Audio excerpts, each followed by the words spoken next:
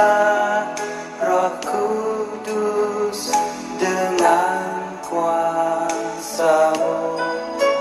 Pulihkanlah gereja-Mu di akhir zaman. Berhembuslah,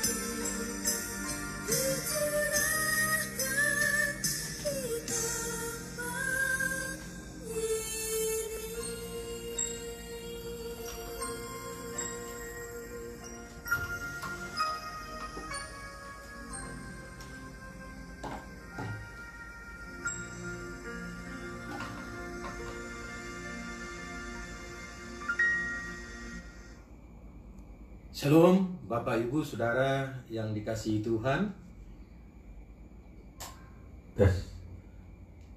Shalom Bapak Ibu Saudara yang dikasihi Tuhan. Malam hari ini saya akan berbicara tentang kuasa Roh Kudus menjadi saksi Kristus. Bapak Ibu Saudara yang dikasihi Tuhan, Sebelum kita mulai mendengarkan firman Tuhan, mari kita tundukkan kepala. Kita terlebih dahulu berdoa. Bapa yang kami sembah di dalam nama Tuhan Yesus, kami bersyukur malam hari ini Tuhan. Dimanapun saat ini kami berada, kami mau mendengarkan firman-Mu tentang pencurahan Roh Kudus.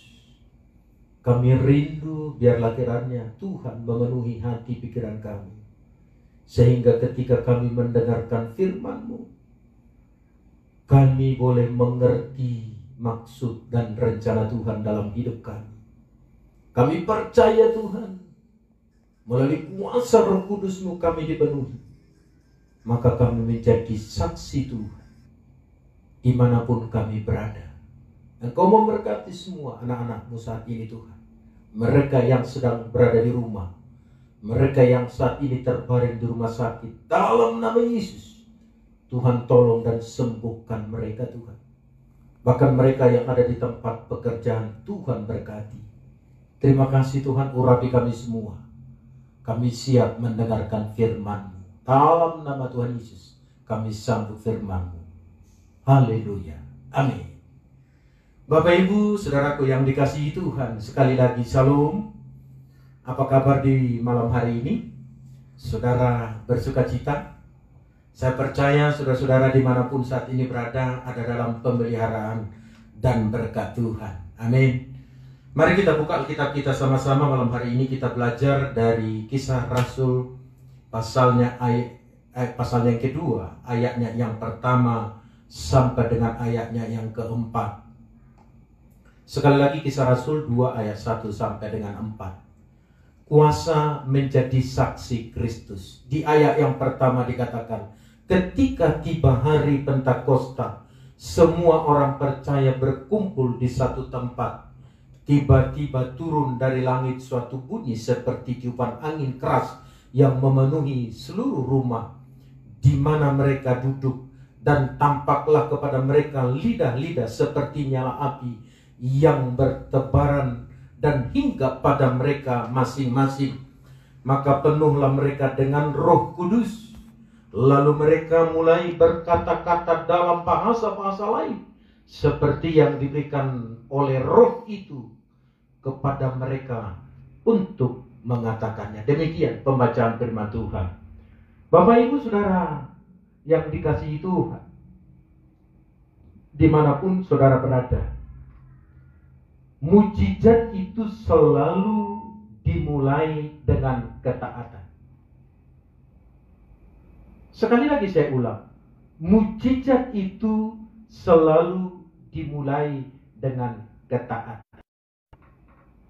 Artinya adalah melakukan apa yang diperintahkan oleh Tuhan di dalam kehidupan kita ini.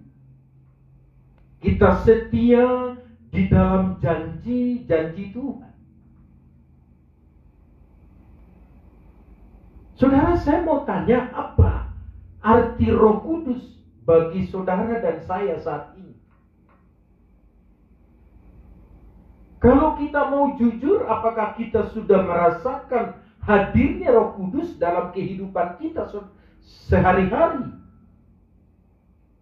Ataukah justru sebaliknya kita mendukakan Roh Kudus itu sendiri? Saudara, yang pertama, kalau kita perhatikan penganugerahan Roh Kudus kepada 12 rasul itu digambarkan sebagai penampakan ilahi. Mereka melihat bunyi angin, bahkan nyala api.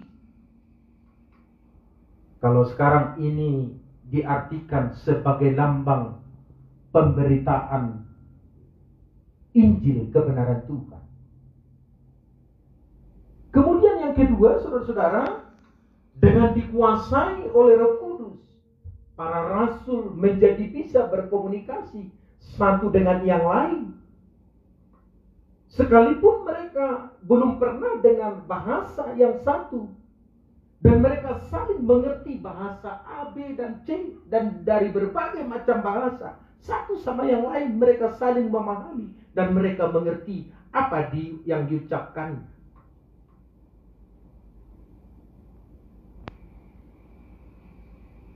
Artinya saudara-saudara yang dikasihi Tuhan, saya mau katakan, kalau hubungannya sekarang ini bisa diartikan bahasa kita untuk berkomunikasi, menyatakan kasih Kristus kepada orang lain.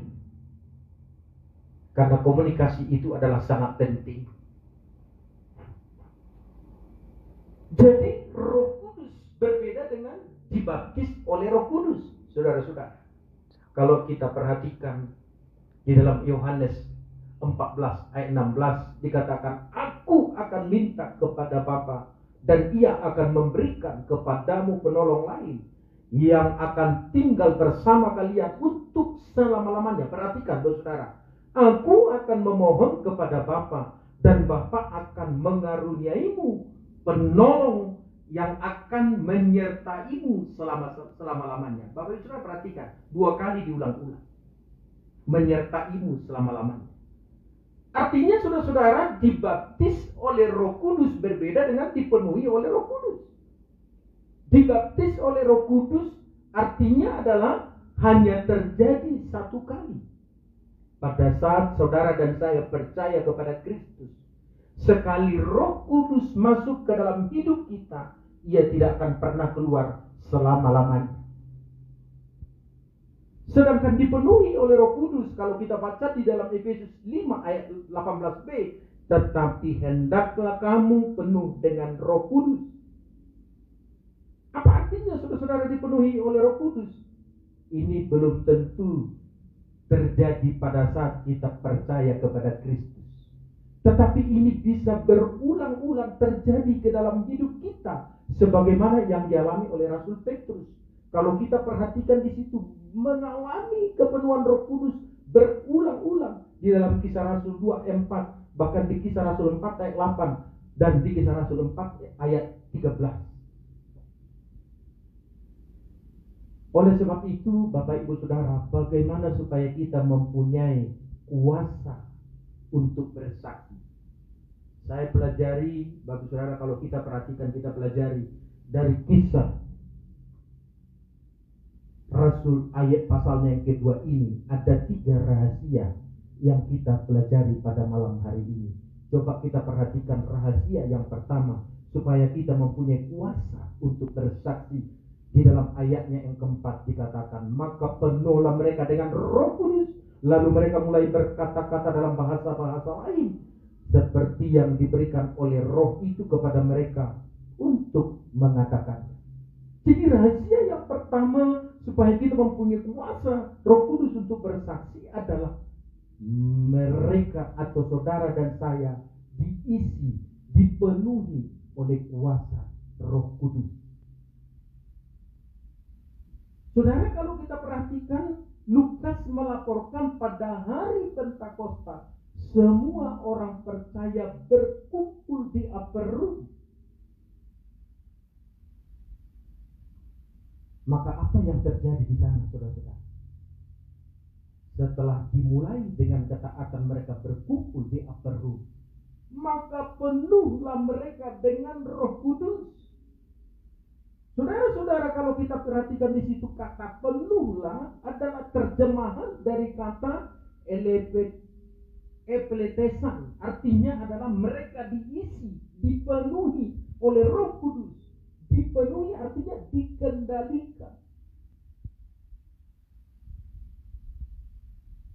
Jadi kalau kita perhatikan di sini, kehidupan para rasul itu sudah diubahkan paradigma pola pikir yang selama ini mereka berbeda. Melihat kuasa Tuhan, melihat Kristus itu, ketika mereka menerima kuasa Roh Kudus, dan mereka itu menjadi orang yang berbeda. Dan ini adalah janji Tuhan yang sudah digenapi kepada para murid, kepada saudara dan saya. Saudara-saudaraku yang dikasihi Tuhan, kalau kita perhatikan di situ, bahasa roh bukan hasil dari training, atau hasil studi belajar. Tetapi itu adalah murni daripada pemberian oleh Roh itu sendiri. Sekali lagi, kalau saudara perhatikan Kisah Rasul 2 ayat 4 itu adalah bahasa yang dimengerti oleh orang lain. Bahasa yang satu dan bahasa yang lain mereka saling mengerti. Nah, ini kalau kita perhatikan dengan istilah ini namanya sonolalia.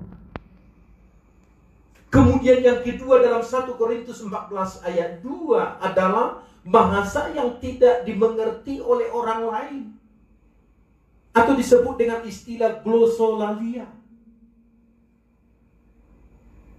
Saudara, ketika mereka dipenuhi oleh Roh Kudus, mereka mengucapkan kata-kata yang baru, bahasa yang baru, yang walaupun dari dalam hati adalah kata-kata yang tersusun, tetapi justru yang keluar itu adalah bahasa-bahasa yang baru, yang tidak dimengerti oleh orang lain. Makanya nanti yang ketiga, saudara-saudara, orang yang belum sungguh-sungguh hidup baru dan bertobat kepada Kristus, orang-orang yang belum dipenuhi oleh Roh Kudus akan susah menerima orang berbahasa roh, atau yang sering kita dengar berbahasa lidah. Kenapa, saudara-saudara? Nanti akan kita lihat apa yang terjadi, saudara-saudara, terhadap Rasul dan kepada orang-orang Farisi atau orang-orang lain yang belum mereka menerima Yesus sebagai Tuhan dan Juru Selamatnya di dalam kehidupannya. Nah, oleh karena itu sekali lagi, karena ini adalah karunia yang tidak bisa dipelajari dengan akademis dan pengetahuan, maka kita jangan memaksakan diri jika kita belum diberi. Tetapi kita bisa minta kepada Bapa, kepada Tuhan, sampai nanti waktunya Tuhan memberikan karunia ini. Nah, apa yang dimaksud dengan karunia Roh Kudus, saudara-saudara? Karunia berasal dari kata dorean, bukan durian atau duren, Bapak Ibu Saudara. Nah, artinya adalah pemberian juga. Dalam Kisah Rasul 8 ayat 10, mereka yang sudah diubah paradigma hidupnya menjadi milik Kristus akan hidup demi Kristus, bukan demi dirinya sendiri. Ada banyak saat ini orang-orang yang melayani Tuhan, mohon maaf Bapak Saudara, masih ada hanya memikirkan diri sendiri. Ada banyak Bapak Saudara bekerja hanya memikirkan diri sendiri tanpa memikirkan orang lain. Dan tidak tertutup kemungkinan di dalam sebuah rumah tangga suami istri hanya memikirkan keegoisannya, memikirkan diri sendiri tanpa memikirkan suami atau istrinya. Yang penting saya senang, orang lain biarin aja. Itulah sebabnya saudara-saudara, para murid ini, mereka itu sudah diubahkan. Saudara kalau perhatikan, murid-murid para rasul tidak takut mati. Murid-murid tidak takut kelaparan. Murid-murid tidak takut kena sakit. Murid-murid tidak takut di penjara. Saudara kalau perhatikan, ada yang mati disalibkan terbalik, ada yang mati dilempar pakai batu, ada yang mati, Bapak Saudara, digoreng, ada yang mati diseret, bahkan leher yang diputus. Mereka tidak takut. Kenapa mereka tidak takut, saudara-saudara yang dikasihi Tuhan? Mereka sudah mengerti, mengenal siapa Tuhannya, siapa Yesus Kristus, siapa Roh Kudus. Karena apa yang mereka alami itu tidak seberapa nanti kehidupan yang baru yang Tuhan berikan kepada mereka. Dan yang kedua, saudara-saudara, karena hidup mereka bukan aku lagi, tetapi Kristus yang hidup. Sehingga mereka gaya hidupnya bukan lagi memikirkan keinginan, keegoisan, kepentingan, kesenangan. Yang penting saya happy, sudah hilang lenyap. Mereka hanya memikirkan bagaimana kerajaan Allah, amanah agung, orang-orang yang lemah, orang-orang yang belum terima Kristus.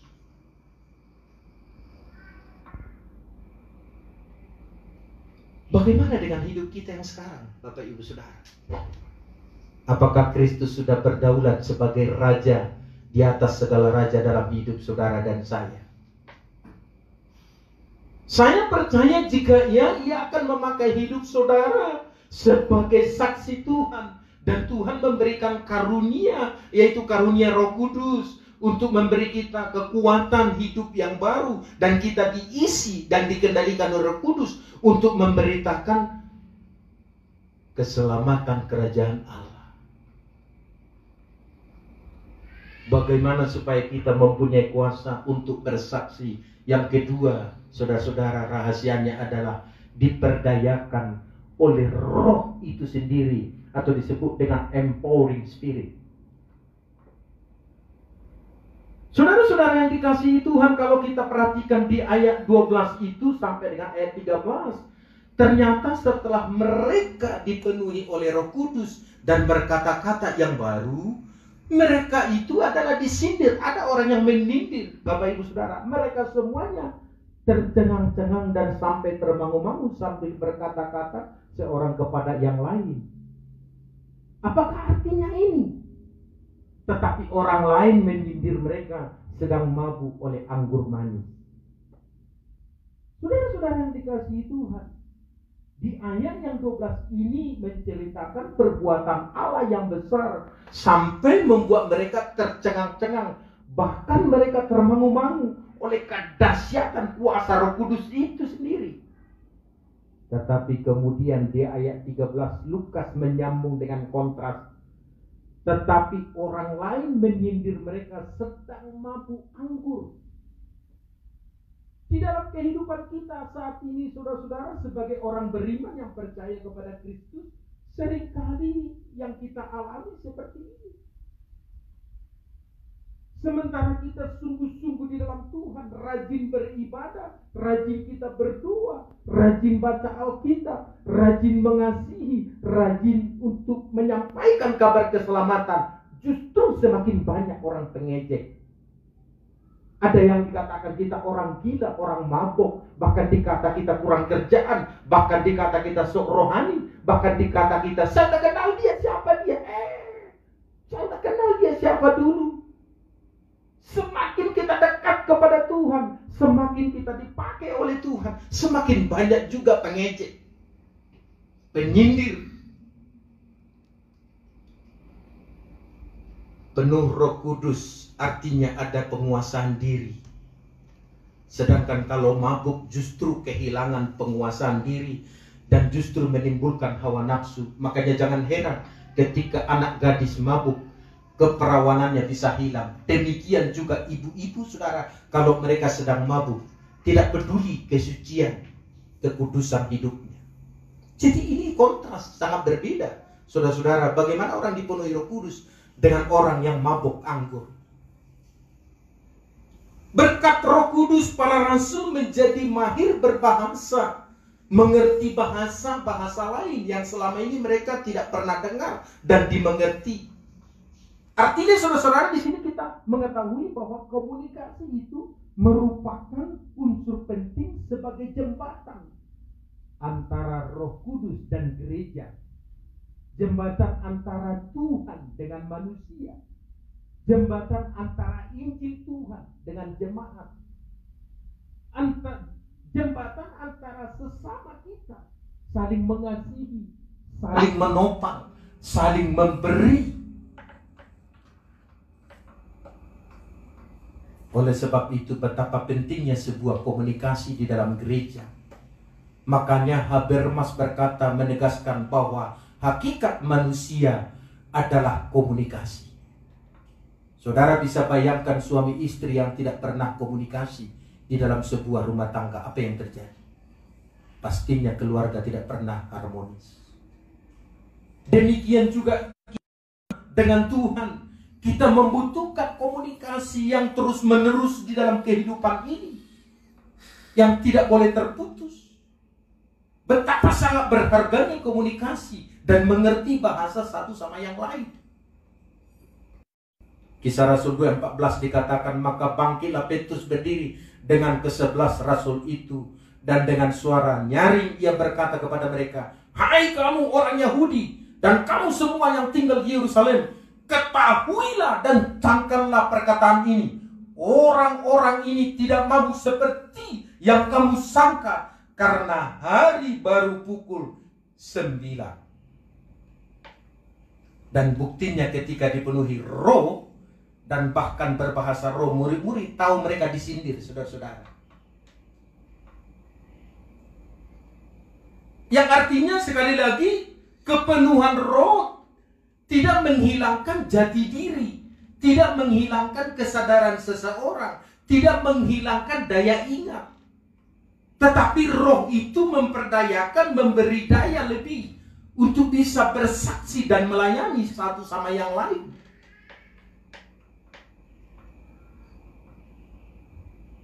Yang artinya adalah pencurahan roh itu adalah penggenapan daripada nubuat Nabi Yoel. Kalau kita lihat sebentar ke belakang, di dalam perjanjian lama, Nabi Yoel berkata, "Akan kucurahkan rohku pada hari-hari itu dan mereka akan bernubuat." Saudara-saudara, ketika berbahasa roh, mereka bukan sedang mengucapkan ocehan seperti orang mabuk, tetapi mereka menyampaikan sebuah nubuatan. Petrus mengatakan di ayat 39 itu bahwa janji itu akan diberikan kepada pendengarnya, juga anak-anak mereka, bahkan bagi orang-orang yang masih jauh, yaitu sebanyak yang akan dipanggil oleh Tuhan Allah. Ini jelas generasi kita yang sekarang ini. Saudara, saya mau katakan, Tuhan tidak hanya memanggil kita untuk diselamatkan. Tuhan tidak hanya memanggil kita untuk hanya masuk surga. Tuhan tidak memanggil kita hanya saudara dan saya yang diberkati oleh Tuhan. Tetapi yang tidak kalah penting adalah tetapi menjadi saksi kerajaan Allah di sepanjang hidup kita di bumi ini. Sekarang ada begitu banyak yang tidak terjangkau di sekitar kita. Kalau mau jujur, saudara-saudara yang dikasihi Tuhan, di sekitar kita banyak mereka yang lapar, mereka haus, mereka terluka, dan mereka melarat. Mereka menantikan uluran tangan saudara dan saya. Mereka itu begitu mereka haus akan firman. Mereka itu begitu mereka kelaparan akan kuasa Roh Kudus. Mereka menantikan saudara dan saya. Mereka menantikan uluran tangan saudara dan saya. Dan ini adalah tujuan tertinggi daripada Tuhan. Tujuan tertinggi Tuhan bukanlah untuk membangun gereja yang besar, yang megah, membangun gereja yang banyak, tetapi melainkan mengumpulkan para penyembah di dalam roh dan kebenaran. Ini yang Tuhan nantikan dari saudara dan saya. Dan bagaimana kita mempunyai kuasa untuk bersaksi. Yang ketiga, di ayatnya 36 sampai dengan 38 dikatakan, "Jadi seluruh kaum Israel harus tahu dengan pasti bahwa Allah telah membuat Yesus yang kamu salibkan itu menjadi Tuhan dan Kristus." Ketika mereka mendengar hal itu, hati mereka sangat terharu. Lalu mereka bertanya kepada Petrus dan rasul-rasul yang lain, "Apakah yang harus kami perbuat, saudara-saudara?" Jawab Petrus kepada mereka, "Bertobatlah dan hendaklah kamu masing-masing memberi dirimu dibaptis dalam nama Yesus Kristus untuk pengampunan dosamu, maka kamu akan menerima karunia Roh Kudus." Jadi yang ketiga, Bapak Ibu Saudara yang dikasihi Tuhan, bagaimana supaya kita mempunyai kuasa untuk bersaksi adalah yang ketiga adalah perubahan hidup, yaitu hidup baru, hidup di dalam pertobatan. Kalau kita perhatikan sebelumnya Yesus, Bapak Ibu Saudara, melakukan pelayanannya sebelum 3,5 tahun. Yohanes Pembaptis jalan menyerukan pertobatan. Mereka dibaptis dalam nama Bapa, Putra, dan Roh Kudus. Bahkan kalau kita perhatikan ketika Tuhan Yesus mulai pelayanannya, kalau kita mulai baca dari kitab Injil Matius, ketika Yesus melayani orang sakit disembuhkan, setelah yang sakit itu sembuh, bahkan ketika orang kedapatan berzina, ketika orang dilepaskan dari kerasukan, bahkan ketika orang dibangkitkan, Yesus selalu berkata, bertobatlah. Jadi saudara-saudara, bagaimana kita mengalami di dalam kehidupan kita ini, saudara-saudara, mengalami kuasa Roh Kudus untuk kita bisa bersaksi.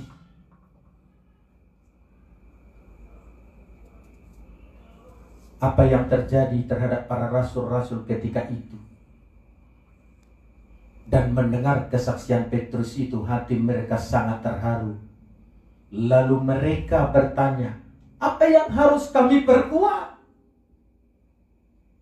Yang bertanya ini adalah orang-orang yang mereka sudah sampaikan Injil kebenaran Tuhan, dan mereka mendengarkan. Dan Petrus menjawab, bertobatlah. Artinya hidupmu harus ada perubahan total. Akal budimu harus berubah secara radikal. Bahkan perubahan pola pikir yang menjadi Yesus, Raja yang berdaulat, yang berkuasa di dalam hidup saudara dan saya. Perubahan hidup bukan sekedar Bapak Ibu Saudara percaya kepada Kristus, tetapi perubahan menyenangkan kehendak diri kita menjadi hidup yang menyenangkan Dia, Yesus Kristus, sebagai Raja di atas segala raja, yang berdaulat di atas hidupmu dan di atas hidup saya. Saudara, saya mau katakan, kita tidak bisa hidup tinggal dalam hadirat Tuhan dan tetap tidak berubah dalam gaya hidup kita.